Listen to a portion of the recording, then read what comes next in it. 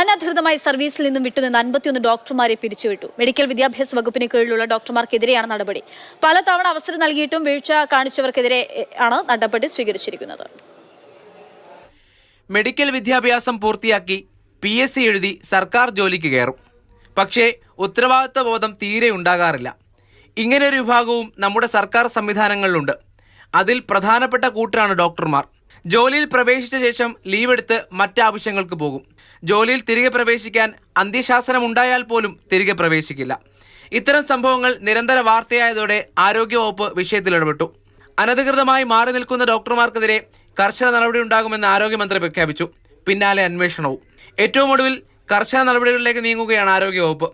സേവന തൽപരരായ അർഹരായ ഉദ്യോഗാർത്ഥികൾക്ക് അവസരം നഷ്ടപ്പെടുത്തുന്ന തരത്തിലാണ് ഡോക്ടർമാരുടെ ഇടപെടലെന്ന് കണ്ടെത്തിയാണ് നടപടി. തുടർച്ചയായി വിശദീകരണം ആവശ്യപ്പെടുമ്പോഴും എന്തുകൊണ്ടാണ് ജോലിയിൽ നിന്നും വിട്ടുനിൽക്കുന്നത് എന്നതിന് മറുപടി നൽകാൻ പല ഡോക്ടർമാരും തയ്യാറായിട്ടില്ല. ആരോഗ്യവകുപ്പിൽ നിന്ന് അനധികൃതമായി ലീവെടുത്തു മാറി നിൽക്കുന്ന മറ്റു ഉദ്യോഗസ്ഥർക്കെതിരെയും കർശന നടപടി സ്വീകരിക്കാനാണ് വകുപ്പ് തീരുമാനം. മാതൃഭൂമി ന്യൂസ്, തിരുവനന്തപുരം.